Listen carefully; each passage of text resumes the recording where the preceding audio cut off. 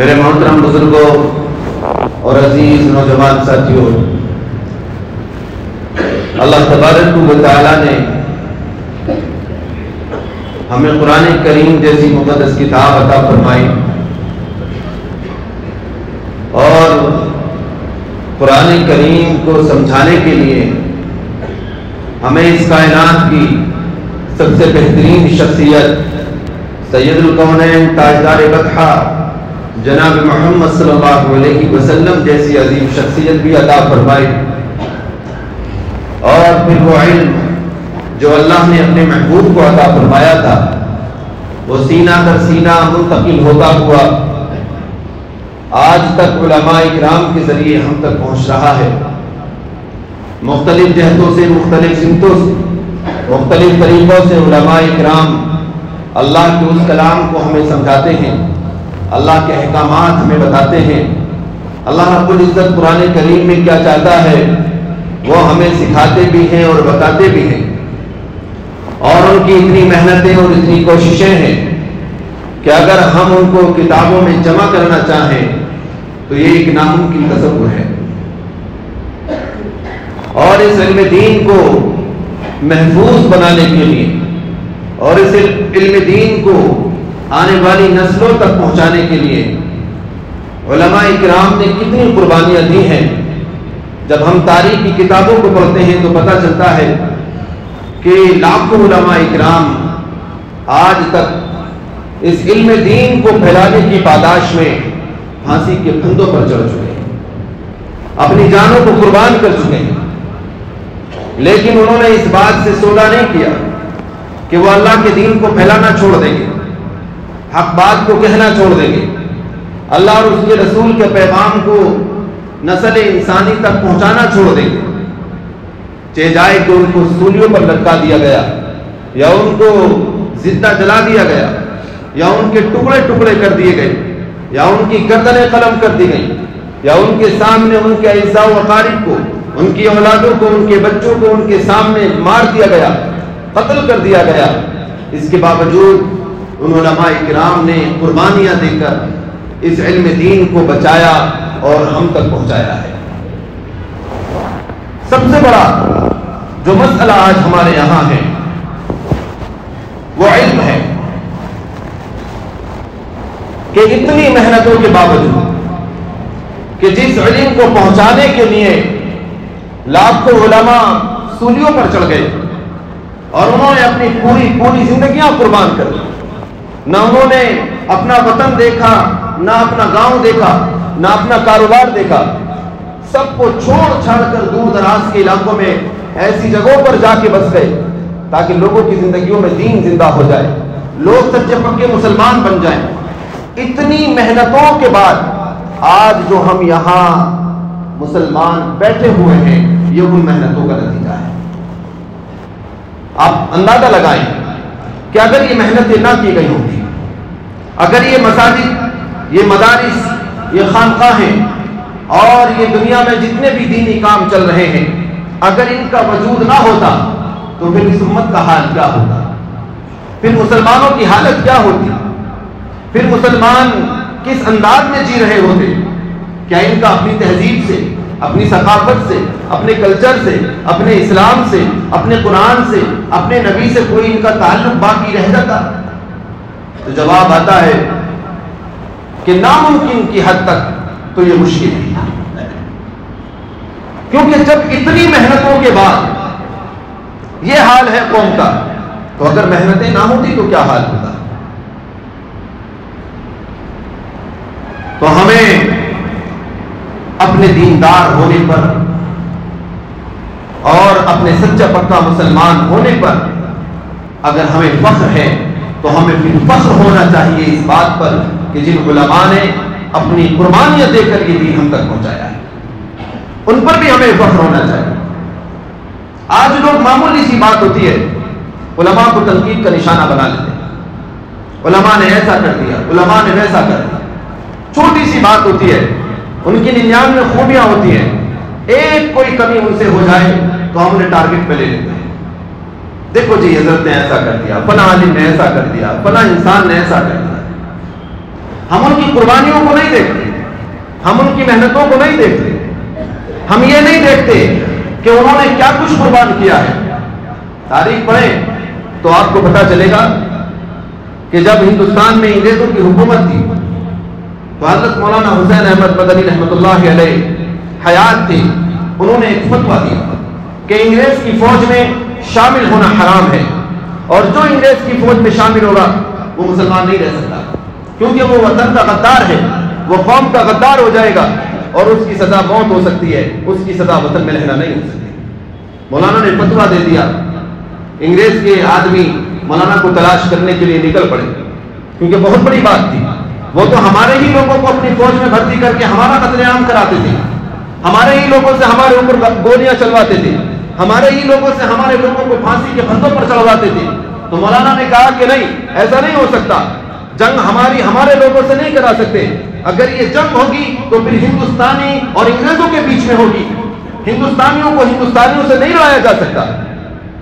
فتویٰ دیا، انگریز نے مولانا کو گرفتار کر لیا، عدالت میں مولانا کھڑے ہیں، انگریز کہنے لگا کہ آپ اس بات کو قبول کرتے ہیں کہ آپ نے فتویٰ دیا ہے؟ مولانا کہتے ہیں قبول کرنے کی کیا بات ہے، میں عدالت کے اس اسٹیج پہ کھڑے ہو کر پھر دوبارہ میں کہہ رہا ہوں کہ مسلمانوں کے لیے انگریز کی فوج میں بھرتی ہونا حرام ہے۔ مولانا وہی کہتے ہیں دوبارہ کہ میں دوبارہ یہ فتویٰ دے رہا ہوں، حسین احمد مدنی دوبارہ عدالت سے بول رہا ہے کہ انگریز کی فوج میں بھرتی ہونا حرام ہے، کسی بھی انسان کے لیے یہ جائز نہیں ہے، کیونکہ یہ وطن کے ساتھ غداری ہے، قوم کے ساتھ غداری ہے۔ انگریز کہنے لگا آپ کو ڈر نہیں لگ رہا؟ بولے ڈر کس بات کا ہے کہ میرے قلم میں بہت طاقت ہے، اگر آپ کے حق میں فیصلہ لکھ دوں کہ آپ کو سزائے موت ہونی ہے تو پھر آپ کو کوئی بچا نہیں سکتا۔ تو مولانا کہتے ہیں ڈراتے کس بات سے ہو؟ حسین احمد مدنی کو ڈراتے کس بات سے ہو؟ ہم تو جیتے ہی مرنے کے لیے ہیں، ہماری تو سانسیں ہی رب سے ملنے کے لیے ہیں، اگر تم مجھے موت سے ڈرانا چاہتے ہو۔ تو مولانا کے پاس ایک بیگ تھا، انہوں نے کھولا اور کہا کہ یہ دیکھ لو وائٹ کلر کا کپڑا، میں اپنا کفن جب مجھے پتا چلا کہ مجھے میرے فتوے کی پاداش میں گرفتار کیا جائے گا اور ممکن ہے کہ مجھے پھانسی کے پھندے پر لٹکا دیا جائے، میں نے اسی وقت کفن خرید لیا تھا کہ اب جب بھی اور جہاں بھی حسین احمد مدنی جائے گا اس کا کفن اس کے ساتھ ہوگا، تمہیں پھانسی کل کے بجائے آج دینی ہے تو ابھی دے دو۔ حسین احمد مدنی مرنے کے لیے تیار ہے لیکن اپنے فتوے سے پیچھے ہٹنے کے لیے تیار نہیں ہے۔ انگریز حیران ہو گیا، ششدر ہو گیا، یہ بڑا عجیب آدمی ہے، موت سے بھی نہیں ڈر رہا ہے۔ تو یہ تو میں آپ کو صرف ایک واقعہ بتا رہا ہوں، ہندوستان کی جنگ آزادی میں ہزاروں علماء اکرام شہید ہوئے، اور آزادی کے بعد بھی آج تک اس ملک میں دین کو زندہ رکھنے کے لیے لاکھوں علماء کو جیلوں کی سلاخوں کے پیچھے ڈالا گیا ہے، لاکھوں علماء کو 10-10 20-20 سال تک بلا کسی جرم کے، بغیر کسی قصور کے، شک کی پاداش میں ان کو جیلوں میں ڈال دیا گیا تاکہ ان کی زبانیں بند ہو جائیں، تاکہ وہ بولنا بند کر دیں، وہ اپنی قوم کو قرآن سمجھانا بند کر دیں، وہ اپنی قوم کو اسلامی حمیت سے بیدار کرنا بند کر دیں، وہ مسلمانوں کو یہ بتانا بند کر دیں کہ تم مسلمان ہو، تم رسول اللہ کی امتی ہو، تم حضرت عمر کو اپنا خلیفہ ماننے والے ہو، تم حضرت خالد بن ولید جیسے جرنیل کے چاہنے والے ہو، تم اسی طرح حضرت ابو بکر کی صداقت پر، حضرت عمر کی شجاعت پر اور عثمان غنی کی سخاوت پر اور علی کی بہادری پر مرنے والے ہو۔ لوگ چاہتے ہیں کہ مسلمانوں کو یہ ساری چیزیں بتانے بند کر دی جائے کہ اکیلا سلطان صلاح الدین ایوبی پورے یورپ سے لڑ کے مسجد اقصی کو آزاد کرا سکتا ہے۔ لوگ چاہتے ہیں کہ مسلمانوں کو یہ بتانا بند کر دیا جائے کہ اکیلا طارق بن زیاد پورے یورپ سے جا کر کے ٹکرا سکتا ہے اور اندلس پہ جا کر حکومت کر سکتا ہے۔ لوگ چاہتے ہیں کہ یہ بات بتانی مسلمانوں کو بند کر دی جائے کہ محمد بن قاسم چند مسلمان بہنوں کی خاطر حجاز سے سفر کر کے سندھ پہ آ کر راجہ طاہر سے جنگ کرنا شروع کر دیتا ہے۔ لوگ چاہتے ہیں کہ آپ کو یہ باتیں نہ بتائی جائیں، اس لیے علماء کو خاموش کیا جاتا ہے، ان کو جیلوں میں ڈالا جاتا ہے۔ آج بھی ہندوستان میں جتنے علماء جیلوں کے اندر بند ہیں، خدا کی قسم کوئی ریپ کے کیس میں بند نہیں ہے، کوئی چوری کے کیس میں بند نہیں ہے، کوئی کرپشن کے کیس میں بند نہیں ہے۔ اگر وہ جیل کے اندر پڑا ہے تو وہ صرف اور صرف اس امت کی خاطر جیل میں پڑا ہے۔ ہمیں احساس نہیں ہوتا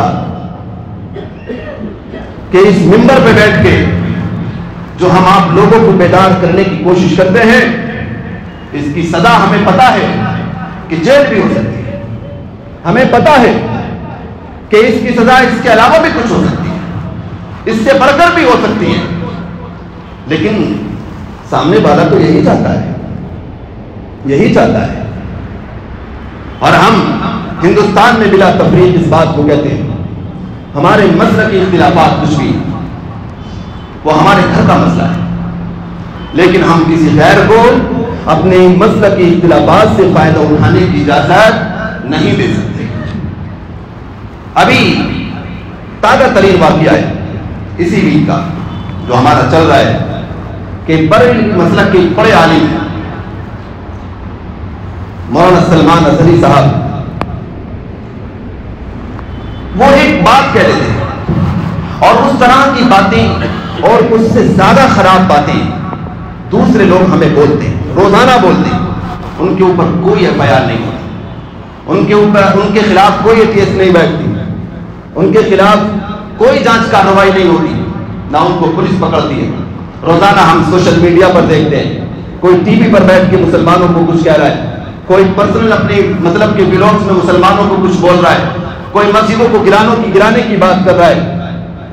انہوں نے ایک بات کہی اور انہوں نے کسی کا نام لے کر کے بھی نہیں کہی، اس کے عوض ان کے خلاف کارروائی ہوتی ہے، ایف آئی آر ہوتی ہے، ان کو اریسٹ کر لیا جاتا ہے۔ میں آپ سے بھی یہ بات کرتا ہوں، عالم کسی بھی مسلک کا ہو یہ میٹر نہیں رکھتا، لیکن ہمیں اپنی مسلکی لڑائیوں کے باوجود ہمیں یہ بات ذہن میں رکھنی ہے کہ ان کو گرفتار اس لیے نہیں کیا گیا کہ وہ بریلوی ہیں، ان کو گرفتار اس لیے کیا گیا ہے کہ وہ مسلمان ہیں، ان کو گرفتار اس لیے کیا گیا ہے کہ وہ عالم دین ہے، ان کو گرفتار اس لیے کیا گیا ہے کہ وہ اپنی قوم کو بتا رہے تھے کہ گھبراؤ مت، پریشان مت ہو، اس ملک پہ ہم نے 800 سال حکومت کی ہے اور پھر وقت آنے والا ہے کہ ہم اس ملک پر حکومت کریں گے۔ ڈرتے کیوں ہو، پریشان کیوں ہوتے ہو؟ ہمت رکھو، حوصلہ رکھو اور اپنے اندر وہ کوالٹی پیدا کرو کہ تم اس ملک پر حاکم بن جاؤ۔ یہی تو بات تھی، اتنی سی بات پہ گرفتار کر لیا جاتا ہے؟ کیا اس ملک پر اب حکمرانی کرنے کا ہمارا حق ختم ہو چکا ہے؟ ہم نے غلام بننے کے لیے اس ملک میں رہنے کا فیصلہ نہیں کیا تھا، ہم یہ ببانگ دوہل کہنا چاہتے ہیں اور دوبارہ کہنا چاہتے ہیں کہ ہم نے اس ملک میں غلام بننے کے لیے رہنے کا فیصلہ نہیں کیا تھا کہ ہم غلام بن کے رہیں گے، ہم کمزور بن کے رہیں گے، ہم دب کے رہیں گے۔ ہماری مسجدوں پر رات کی تاریکیوں میں بلڈوزر چلا دیے جاتے ہیں، ہمارے مدرسوں کو غیر قانونی کہہ کر ان کو منہدم کر دیا جاتا ہے۔ کیا صرف ہندوستان کے اندر مساجد اور مدارس ہی غیر قانونی تعمیر ہیں؟ پارکوں میں، جیلوں میں، سڑک کے کناروں پر، ہندوستان کی ہر شاہراہ پر ہم لاکھوں ایسے بت خانوں کو آپ کو دکھا سکتے ہیں جو بت خانے بالکل سرکار کی زمینوں پر بنے ہوئے ہیں، پارکوں میں بنے ہوئے ہیں، اور اسی طرح سرکاری زمینوں پر بنا کر بڑے بڑے ان کے وہاں پر عمارتیں قائم کر دی گئی ہیں۔ کوئی ان کو گرانے کے لیے نہیں جاتا، سڑکوں کے بیچ میں بنا دیے جاتے ہیں، سڑکوں کے کنارے بنا دیے جاتے ہیں، کوئی سرکاری پارک کے وہاں پر بنا دیا جاتا ہے۔ تمہارا حق ہے کہ جہاں دل چاہو وہاں بنا دو، اور مسلمانوں کا یہ بھی حق نہیں کہ وہ اپنی زمین پر بھی بنا سکیں، خرید کر بھی بنا سکیں۔ ہمارے ہندوستان میں تیسرا ہمارا سب سے بڑا لینڈ اونر اگر کوئی ادارہ ہے تو وہ وقف بورڈ ہے۔ اگر حکومت کو اتنی پریشانی ہے کہ مسلمان سرکاری زمینوں پر قبضہ کر لیتے ہیں، مسجدیں بنا لیتے ہیں، تو ہم کہتے ہیں کہ جتنی بھی ہندوستان میں وقف بورڈ کی زمینیں ہیں سب کو خالی کیا جائے، مسلمانوں کے حوالے کیا جائے۔ ہمیں تمہاری 1 انچ زمین کی بھی ضرورت نہیں ہے، ہمارے پاس اتنی زمین ہے کہ ہم اس میں سینکڑوں یونیورسٹی بنا سکتے ہیں، کالجز بنا سکتے ہیں، اپنی بڑی بڑی مسجدیں بنا سکتے ہیں۔ ہم اگر ادھر ادھر جاتے ہیں تو اس لیے جاتے ہیں کہ ہماری زمینوں پر تم نے قبضہ کیا ہوا ہے، اور پھر ہم پریشان ہو کر ادھر ادھر نکلتے ہیں۔ آج ہندوستان کے مسلمانوں کو ڈر لگتا ہے، سوچتے ہیں پتہ نہیں کیا ہوگا، کس طرح کے حالات ہوں گے، اور ہر مسلمان مخدوش ہے، ہر مسلمان اپنے مستقبل کو لے کر پریشان ہے، اور ہونا بھی چاہیے کہ جس ملک کو ہم نے اپنے خون سے جیتا تھا، جس ملک کے لیے ہمارے بزرگوں نے قربانیاں دی، ہمارے آباء و اجداد نے پھانسی کے پھندے چومے، جس ملک کے لیے انگریزوں سے ہم 200 سال تک لڑتے رہے، جس میں 150 سال تک ہم تنہا ہی لڑ رہے تھے، آج اس ملک میں ہمیں اجنبی بنا دیا گیا. آج اس ملک میں ہمیں سیکنڈ درجے کا شہری بنا کر کے احساس دلایا جا رہا ہے کہ تمہارے کو حقوق نہیں ہے جو اکثریتی طبقے کے, جو میجورٹی طبقے کے ہیں وہ تمہارے نہیں ہیں. تو ہم کیسے اس بات پر کمپرومائز کر لیں, کیسے ہم اس بات پر ایگری ہو جائیں؟ یہ ناممکن ہے. یہ بات ہمیں سمجھانے کی ضرورت ہے کہ مسلمان ایک ہو یا مسلمان 100 ہو یا مسلمان لاکھ ہو یا مسلمان کروڑ ہو, مسلمان کبھی اپنے ایمان سے, اپنے عقیدے سے, اپنے کلچر سے, اپنی تہذیب سے سودا نہیں کرتا. اور جو لوگ مسلمانوں کو موت سے ڈرانا چاہتے ہیں وہ بھی سن لیں کہ مسلمان نے جب سے کلمہ پڑھا ہے اس نے ڈرنا چھوڑ دیا ہے, اس نے موت کا خوف اپنے دل سے نکال کر کے کلمہ پڑھا ہے. اس چیز سے ہمیں ڈرانے کی کوشش کی جاتی ہے. تو میں بات یہ آپ کو بتانا چاہ رہا ہوں, اللہ رب العزت قرآن میں فرما رہا ہے انما یخشی اللہ من عبادہ العلماء ان اللہ عزیز غفور, کہ روئے زمین پر اگر کوئی اللہ سے سب سے زیادہ ڈرنے والا طبقہ ہے تو وہ علماء کا طبقہ ہے. ظاہر سی بات ہے, انہوں نے اللہ کے قانون کو پڑھا ہے, اللہ کے قرآن کو پڑھا ہے, نبی پاک صلی اللہ علیہ وسلم کی حدیثوں کو پڑھا ہے اور اس کو سمجھنے کے لیے طویل وقت مدرسوں میں گزارا ہے. پھٹی چٹائیوں پر بیٹھ کر, سوکھی روٹیاں کھا کر, روزانہ دال اور چاول کھا کر 10-12 سال یہ مدرسے میں گزارتے ہیں. اسے آپ کہہ سکتے ہیں کہ یہ اسلامی مطلب کہ پی ایچ ڈی کر کے آپ کے درمیان آتے ہیں. P H D in Islamic studies complete کر کے آپ کے بیچ میں آتے ہیں اور ہم انہیں سمجھتے ہیں کہ یہ تو بڑے معمولی لوگ ہیں, یہ تو بڑے کمزور لوگ ہیں. خدا کی قسم ایک بات میں آپ کو بتاؤں, کمانے کے لیے اگر آپ کے پاس 2 ہاتھ ہیں تو 2 ہاتھ ہمارے پاس بھی ہیں, علماء کے پاس بھی ہیں. 2 ٹانگیں اگر آپ کے پاس ہیں تو وہی 2 ٹانگیں ہمارے پاس بھی ہیں. اگر عقل آپ کے پاس ہے تو ہمارے بھی دماغ میں کوئی گوبر نہیں بھرا ہوا ہے, ہمارے دماغ میں بھی عقل ہے. اگر آپ کے پاس دل ہے, جذبات ہے تو وہ ہمارے پاس بھی ہے. جو کام آپ کر سکتے ہو وہ کام ہم بھی کر سکتے ہیں, جو بزنس آپ کر سکتے ہو وہ ہم بھی کر سکتے ہیں, جو جاب آپ کر سکتے ہو وہ ہم بھی کر سکتے ہیں. کوئی مسئلہ نہیں ہے. لیکن ہمیں معلوم ہے کہ اگر علماء اکرام بھی 100% دنیا دار ہو گئے اور انہوں نے کاروباروں کو پکڑ لیا اور وہ دنیاوی چیزوں میں مصروف ہو گئے تو اس قوم کو جگانے والا کوئی نہیں بچے گا, ان ممبر و محراب کو زندہ کرنے والا کوئی نہیں بچے گا, ان ممبر و محراب کی آن بان اور شان کو بچانے والا کوئی نہیں بچے گا. ہم اپنے جذبات کی قربانی دے کر, ہم اپنے وقت کی قربانی دے کر, ہم اپنے بچوں کی قربانی دے کر, ہم اپنے گھر والوں سے دور رہ کر قوم کو صرف اس بنیاد پر جگانا آتے ہیں تاکہ قوم کا ایمان زندہ رہے, قوم کی شان زندہ رہے, قوم کا وقار سلامت رہے. اس لیے ہم سب کچھ قربان کرتے ہیں اور لوگ سوچتے ہیں کہ پتہ نہیں یہ علماء شاید کچھ کر نہیں سکتے. بڑی غلط فہمی پالی ہوئی ہے. تو ان کا احترام کیا کرو, اچھے سے احترام کیا کرو. یہ میں اس لیے نہیں بول رہا ہوں, یہ احترام کے لائق ہے. ان کی قربانیوں کو تو دیکھو. آپ لوگ اپنے دل کرتا ہے اپنے ماں کی ہاتھ کی روٹی بنوا کر کے کھا لیتے ہیں, کھا لیتے ہیں نا. دل کرتا ہے تو اپنے باپ کا سر بھی دبا دیتے ہیں کیونکہ ان کے پاس ہے. اور ہم آپ کو یہ حقوق یہاں بیٹھ کر کے بتاتے ہیں, ممبر رسول بتاتے ہیں. لیکن ہماری اپنی کیفیت یہ ہے کہ اگر ہم اپنی ماں سے ملنا چاہیں تو اس کے لیے ہمیں 6 مہینے کا انتظار کرنا پڑتا ہے. اگر ہم اپنے باپ کا سر دبانا چاہیں, اگر باپ کا فون آئے کہ بیٹا سر میں درد ہے, تو ہم اپنے باپ کے سر کو نہیں دبا سکتے. ہم اپنے رشتے, اپنے اخوت, اپنے خاندان جو حقوق ہیں ان کو ادا کرنے سے قاصر ہیں تو صرف اس لیے ہے کہ ہم نے دین کی بلندی کا بیڑا اٹھایا ہوا ہے اور اس کے لیے ہم دور دراز نکل جاتے ہیں. بالکل ویسے ہی جیسے خواجہ معین الدین چشتی رحمۃ اللہ علیہ خراسان سے آ گئے, حضرت نظام الدین اولیاء رحمۃ اللہ علیہ بغداد سے آ گئے, اسی طرح خواجہ بختیار کاکی رحمۃ اللہ علیہ آ گئے, اور جو علماء اکرام اور بزرگان دین جس طرح مالک بن دینار عرب سے چل کر کیرلا آ گئے. کیوں آئے؟ اس دین کو زندہ کرنے کے لیے آئے ہیں. اگر یہ علماء دور دراز شہروں سے سفر کر کے کہیں کسی مسجد میں یا کسی مدرسے میں دین کی خدمت کرتے ہیں تو یہ اسی سنت پر عمل کر رہے ہیں جس سنت پر صحابہ اکرام نے حجت الوداع کے موقع پر کیا تھا. کہ اللہ کے رسول نے فرمایا کہ سنو جو میں تمہیں بات بتا رہا ہوں، بلغوا عنی ولو آیا، جو میں نے تم تک پہنچایا ہے تمہاری ذمہ داری ہے کہ اس کو ساری کائنات تک پہنچا دو۔ کتنے صحابہ اکرام تھے جو اس حجۃ الوداع کے میدان میں سے ہی، عرفات کے میدان سے ہی اپنے اپنے سفر پر نکل گئے۔ کوئی جا کے حبشہ میں مرتا ہے، کوئی جا کے سیریا میں جا کر، شام میں جا کر کے اس کا انتقال ہوتا ہے، کوئی یمن میں جا کے اپنی جان کو قربان کرتا ہے۔ حضرت ابو ایوب انصاری جا کر کے استنبول میں قربان ہوتے ہیں، ان کی قبر وہاں ہے۔ اسی طرح کوئی دوسرے صحابی ہیں، وہ اٹھے اور نکلے تو جا کے مورک کو پہنچ گئے، کوئی ہندوستان کی طرف نکل پڑا، کوئی چین کی طرف نکل پڑا، کوئی رشیا کی طرف نکل پڑا۔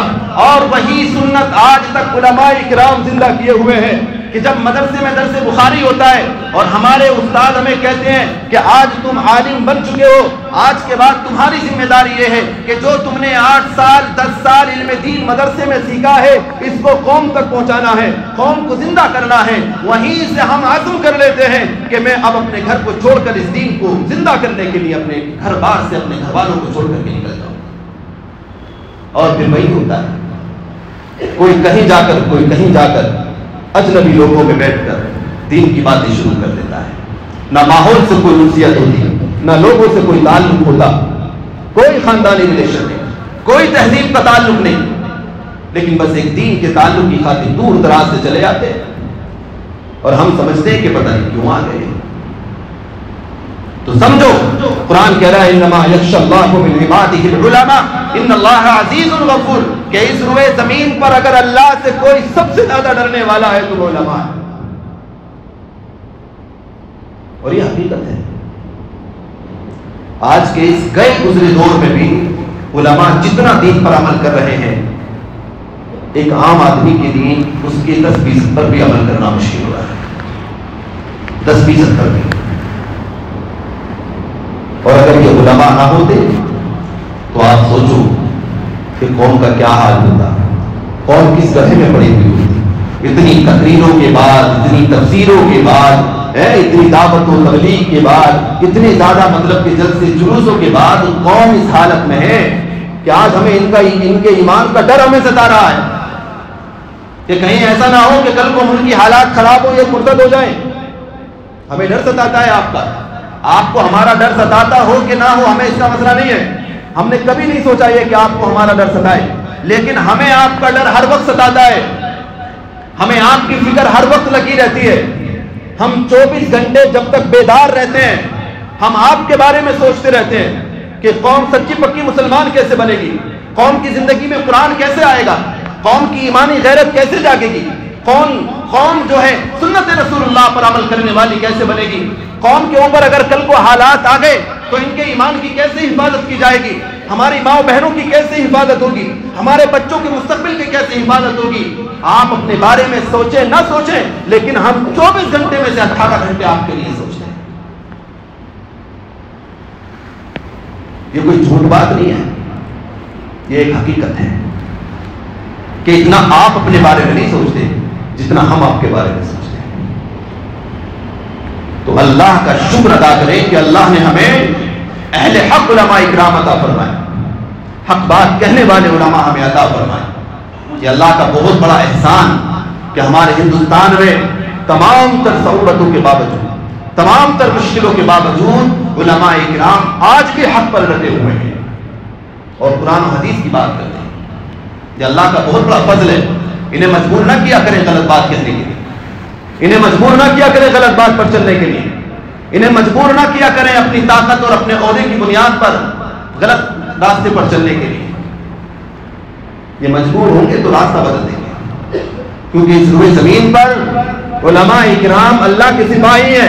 یہ بھی یاد رکھو، اس روئے زمین پر جس طرح لا اینڈ آرڈر کو کنٹرول کرنے کے لیے گورنمنٹ کا سسٹم ہے کہ پولیس لگی ہوئی ہے ٹریفک کو کنٹرول کرنے کے لیے اور کرائم سے روکنے کے لیے دوسرا پولیس کا ڈپارٹمنٹ ہے، اسی طرح اسلام کو، دین کو، اللہ کے پیغام حق کو زندہ کرنے کے لیے اللہ نے جگہ با جگہ اپنی پولیس علماء اکرام کی شکل میں تعینات کی ہوئی ہے۔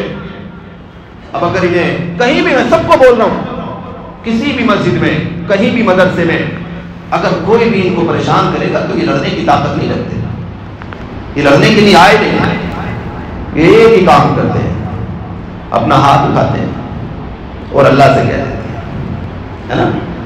جیسے طائف کے میدان میں اللہ کے رسول صلی اللہ علیہ وسلم نے کیا کیا؟ ہاتھ اٹھایا اور کیا کہا؟ اللہ میں تو بڑا کمزور ہے، میری کمزوری کی اللہ تو لاج رکھ لے۔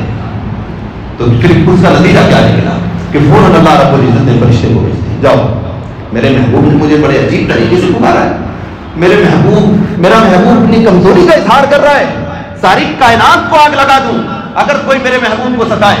جاؤ فرشتوں، جا کر کے میرے محبوب سے کہہ دو کہ اگر آپ صرف ایک مرتبہ اپنی زبان سے اذن کر دیں، حکم کر دیں، تو آپ کے حکم پر یہ ساری کائنات آج اس طرح ہو جائے، کوئی مسئلہ نہیں۔ ایسی کائنات بھاڑ میں جائے جس کائنات میں میرے محبوب کو اپنے آنسو بہانے پڑے، وہی ہوا نا۔ لیکن اللہ کے رسول نے پھر کیا فرمایا؟ نہیں، میں یہ نہیں چاہتا کہ یہ حالات ہو جائے، میں چاہتا ہوں کہ یہ نہ صحیح تو ان کی آنے والی نسلیں صحیح، وہ تو کم سے کم سچی پکی مسلمان بن جائیں گے۔ یہ آپ کا رحم تھا، یہ آپ کی شفقت تھی، ورنہ تو اللہ کے رسول کو تو حکم مل چکا تھا کہ آپ کہیں۔ اور جب اللہ رب العزت حضرت نوح کے کہنے پر ساری کائنات کو تباہ و برباد کر سکتا ہے تو کیا اپنے محبوب کے کہنے پر نہیں کر سکتا تھا؟ کر سکتا تھا، لیکن محبوب نے کہا ہی نہیں۔ بس اتنا فرق ہے۔ ویسا ہی سمجھ لو کہ یہ علماء، اللہ کے رسول نے فرمایا العلماء ورثۃ الانبیاء، کہ علماء انبیاء کے وارث ہیں، اور انبیاء کی وراثت مال و دولت نہیں ہوتی، اس لیے ان کے پاس اپنا گھر بھی مشکل سے ہوتا ہے، پوری زندگیاں گزر جاتی ہیں۔ بہت سارے علماء کو آپ دیکھیں گے ان کا گھر تک نہیں ہوتا۔ ہمارے بچوں کا حال یہ ہوتا ہے کہ 2 سال ایک جگہ اسکول میں پڑھتے ہیں، پھر 2 سال دوسری جگہ کہیں جا کر کے اسکول میں پڑھتے ہیں، قوم دین کی خدمت کی پاداش میں دھکے مار کے مسجدوں سے نکالتے ہیں۔ جتنی زیادہ آپ خدمت کریں قوم اتنا زیادہ آپ کے خلاف کھڑی ہوتی ہے۔ یہ سب قربانیاں ہمیں دینی پڑتی ہیں، ہم اپنے بچوں کا مستقبل داؤ پر لگانا پڑتا ہے، صرف اسی لیے کہ اگر ہم نے قربانی نہیں دی تو پھر یہ قوم پتہ نہیں کہاں چلی جائے گی۔ تو اس لیے اللہ کے رسول نے فرمایا علماء ورثۃ الانبیاء، علماء انبیاء کے وارث ہیں، اور انبیاء علیہ السلام کی وراثت گھوڑے، گاڑیاں، مکان، دولت، زر، زمین نہیں ہوا کرتے۔ علماء اکرام اللہ کے نبیوں کی وراثتیں ہوتی ہیں صرف علم، اللہ کا پیغام جو ان تک اللہ نے بھیجا ہے وہی وہ لوگ چھوڑ کر کے چلے جاتے ہیں۔ جو انہیں پکڑتا ہے اسے حاصل کرتا ہے اور اس وراثت کو آگے بڑھاتا ہے، وہ انبیاء کا وارث ہے۔ تو آپ بھی ہو سکتے ہیں، آپ اس پیغام حق کو اٹھا لیں کہ مجھے اللہ اور اس کے رسول کے پیغام کو ساری دنیا تک پہنچانا ہے، آپ بھی علماء کے بعد انبیاء کے وارث ہو جائیں گے۔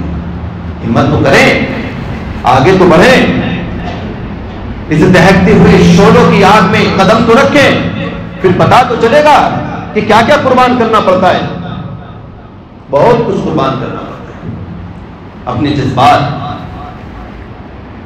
اپنی خواہشیں، اپنے تقاضے، اپنی ضرورتیں سب قربان کرنا پڑتا ہے۔ تب جا کر کے ایک شخص عالم بنتا ہے، تب جا کر کے ایک شخص انبیاء کا وارث بنتا ہے، تب جا کر کے وہ منبر رسول پہ بیٹھ کر اللہ اور اس کے رسول کے پیغام کو لوگوں تک پہنچانے والا بنتا ہے۔ اگر اپنی خواہشوں پر کنٹرول نہ کیا، اپنے جذبات پر کنٹرول نہ کیا تو کبھی کوئی شخص منبر رسول پر نہیں بیٹھ سکتا۔ تو ہمیں یہ چاہیے کہ جن علماء اکرام نے ہمارے اوپر اتنا احسان کیا ہے کہ اپنی جانوں کو قربان کر کے، اپنے بچوں کو قربان کر کے یہ دین ہم تک پہنچایا ہے، ہم ان کا احترام کیا کریں، ان کا ادب کیا کریں۔ یہ بہت ضروری چیز ہے، ہمارے یہاں سے یہ چیزیں نکلتی جا رہی ہیں۔ احترام کیا ہوتا ہے یہ نکلتا جا رہا ہے، ادب کیا ہوتا ہے یہ نکلتا جا رہا ہے۔ اور پھر میں آپ کو اگلی بات بتاتا ہوں، اگر اللہ نہ کرے، 1000 بار نہ کرے، اگر پھر کبھی حالات نے رخ موڑا اور حالات نازک ہوئے، سمجھ رہے ہو نا، تو اس ملک میں سوائے علماء کی تمہیں کوئی بچانے کے لیے نہیں آئے گا، کوئی نہیں آئے گا۔ یہ میں آپ کو آج بتا رہا ہوں اور میری بات کو لکھ کر کے رکھ لینا آنے والے 15 سال کے لیے، کہ کوئی بچانے کے لیے نہیں آئے گا۔ تمہارے لیے جانوں کی قربانی دیں گے تو یہ علماء دیں گے، جنہیں آج ہم کمزور ترین سمجھتے ہیں، یہی آگے آئیں گے, یہی آگے بڑھیں گے. آج بھی ملک بھر میں بہت سارے پولیٹیشینز ہیں, بہت سارے بڑے بڑے بزنس مین ہیں, مسلمانوں کے حالات پر ان کی آواز بھی نکلنے کو تیار نہیں ہے. زبانیں گم ہو چکی ہیں, ڈر اور خوف کے سائے میں وہ لوگ زندگی گزار رہے ہیں. اگر آج بھی کسی درجے میں مسلمانوں کی کوئی بات کر رہا ہے, مسلمانوں کے حقوق کی بات کر رہا ہے, یا مسلمانوں کو جگانے کی بات کر رہا ہے, تو وہ علماء ہیں. اور ہم انہیں اس جگانے کی پاداش میں ہم انہیں دھکے مار دیتے ہیں کہ ہمیں ضرورت نہیں ہے اس کی. بہت ساری جگہوں پر ایسا ہوتا ہے. تو اللہ رب العزت کا شکر ادا کریں, ہزار بار شکر ادا کریں کہ ہمارے ہندوستان میں اللہ رب العزت نے مدارس کی شکل میں ہمیں ایسے قلعے عطا فرمائے ہیں کہ وہاں سے کسی نہ کسی شکل میں اللہ کے دین کی حفاظت کرنے والے سپاہی تیار ہو کر کے میدان میں نکلتے رہتے ہیں. سمجھ رہے نا؟ بہت سارے لوگوں کو اعتراض ہوتا ہے کہ جی یہاں مدرسہ, وہاں مدرسہ, یہ مدرسہ, وہ مدرسہ, 36 جگہ مدرسے بنا دیے. آپ اندازہ لگائیں کہ ایک ایک گاؤں میں, ایک ایک شہر میں 20-20, 30-30, 50-50 اسکول ہے, اس کے باوجود بھی لوگ 100% ایجوکیٹڈ نہیں ہیں. اگر یہ مدرسے جگہ جگہ نہ ہوتے تو آپ اندازہ لگا دیں کہ قوم کے اندر دین کتنا ہوتا. اتنے ہیں تب قوم کی یہ حالت ہے کہ 50% سے زائد لوگ قرآن پڑھے ہوئے نہیں ہیں. 50% سے زائد لوگ قرآن پڑھے ہوئے نہیں ہیں. اور ایک اور بات بتا دوں, اتنے مدرسے اور اتنی مسجدیں ہونے کے باوجود 80% مسلمانوں کو, بلکہ میں اس سے زیادہ بھی کہوں تو مبالغہ نہ ہوگا, دعائے قنوت یاد نہیں ہے. سمجھ رہے ہیں نا؟ اتنی مسجدیں ہیں اور اتنے مدرسے ہیں اور اتنے علماء ہیں, اس کے باوجود لوگوں کو دعائے قنوت یاد نہیں ہے. اگر یہ اتنی مسجدیں اور یہ اتنے مدرسے اور یہ اتنے علماء نہ ہوتے تو حال یہ ہوتا کہ لوگوں کو کلمہ بھی یاد نہ ہوتا. تو ہمیں سمجھنا ہے حالات کی نزاکت کو, حالات کے گھومتے ہوئے پہیے کو کہ وہ کدھر جا رہا ہے. ملک کی فضا کچھ خاص اچھی نہیں ہے, بہت خاص اچھی نہیں ہے. سمجھنے والے سمجھ رہے ہیں حالات کو, اچھی طرح سمجھ رہے ہیں کہ ملک کدھر جا رہا ہے, ملک کا مستقبل کیا کہہ رہا ہے اور مسلمانوں کو کیا کرنا ہے. بس میں آپ کو ایک چیز کا اشارہ کر کے اپنی بات میں ختم کرتا ہوں کہ اپنے پاس کچھ رکھو نہ رکھو, تمہارے پاس مکان ہو نہ ہو, تمہارے پاس کھانے کے لیے سامان ہو کہ نہ ہو, تمہارے پاس گاڑی ہو کہ نہ ہو, تم کتنے ایجوکیٹڈ ہو کتنے نہیں ہو یہ بھی میٹر نہیں رکھتا. لیکن ایک چیز میں آپ کو بتا رہا ہوں کہ اپنے پاس اب ہر حال میں تھوڑا بہت بینک بیلنس ضرور رکھو. یا تو پیسوں کی شکل میں رکھو یا گولڈ کی شکل میں رکھو. ابھی سے رکھو, ابھی سے. یہ بات سمجھ میں نہیں آئے گی بہت سارے لوگوں, میں بھی بول رہا ہوں, لیکن میں آپ کو بتا رہا ہوں اپنے پاس بینک بیلنس رکھو, اور اس سے بھی بہتر ہے کہ گولڈ کی شکل میں رکھو. کوئی بات نہیں, زکات ہی تو دینی پڑے گی, کیونکہ جب حالات بگڑتے ہیں تو آپ مکان کو, دکان کو, گاڑی کو, گھوڑے کو سر پہ اٹھا کے نہیں لے کے جا سکتے. ایک واحد چیز جو آپ کے ساتھ جا سکتی ہے وہ ہے جو میں نے آپ کو بتا دی, اور اس کے ذریعے آپ کہیں بھی جا کر کے سروائیو کر سکتے ہیں, آگے بڑھ سکتے ہیں. ورنہ تو سب کچھ ادھر ادھر ہو جاتا ہے, ہاتھ خالی ہوتے ہیں. تو یہ میں آپ کو اس لیے بتا رہا ہوں کہ کچھ رکھو مت رکھو, اپنے پاس اپنی سیفٹی کے لیے اتنا ضرور رکھو کہ اگر کل کو کوئی ایمرجنسی کنڈیشن آ جائے تو آپ مہینے 2 مہینے اپنے آپ کو آگے لے کے جا سکیں. تھوڑے بہت دن آپ اپنی زندگی کو چلا سکو, کم سے کم کھانے کی حد تک, کم سے کم کپڑوں کی حد تک آپ اپنی زندگی کو آگے لے کے جا سکیں. یہ ہم نہیں کہہ رہے, یہ ہندوستان کے وہ دانشور بھی کہہ رہے ہیں, ہندوستان کے وہ بدھی جیوی بھی کہہ رہے ہیں, ہندوستان کے وہ پڑھے لکھے گہرے لوگ بھی کہہ رہے ہیں کہ ملک کدھر جا رہا ہے. سمجھنے والے سب سمجھ رہے ہیں, لیکن اگر کوئی قوم ہے جو نہیں سمجھ رہی ہے تو وہ صرف اور صرف مسلمان ہیں, جنہیں سمجھ میں نہیں آ رہا کہ ہم کدھر جا رہے ہیں. باتوں کو سمجھنا شروع کرو، اپنے سینس کو اچھا کرو، سینسیبل بنو، چیزوں کو سمجھو، گہرائی سے پڑھو، ملک کے حالات کا مطالعہ کرو، ملک کی گلیوں کو اور شاہراہوں کو پڑھو، یہاں کے فیصلوں کو پڑھو، یہاں کی عدالتوں اور جوڈیشری کو پڑھو، یہاں کے پولیس سسٹم کو پڑھو اور دیکھو کہ وہ کدھر جا رہا ہے۔ کیا تمہارا کوئی ہے کہیں سے کہیں تک؟ کہیں سے کہیں تک کوئی نہیں۔ تو آپ سمجھ لیں کہ جب فیصلے عدل کو چھوڑ کر آستھا کی بنیاد پر آنے شروع ہو جائیں تو وہ ملک مر چکا ہے۔ جب آپ کے خلاف سارا سسٹم کھڑا ہو جائے تو آپ سمجھ لو کہ آپ تنہا ہو چکے ہیں، اور آپ کو اب اپنی جگہ بنانے کے لیے خاموشی سے راستہ نہیں ملے گا، جدوجہد کرنی پڑے گی، محنت کرنی پڑے گی، تب جا کر کچھ ہوگا۔ اللہ رب العزت ہم سب کو عقل عطا فرمائے اور سمجھنے کی صلاحیت عطا فرمائے۔ وآخر دعوانا ان الحمد للہ رب العالمین۔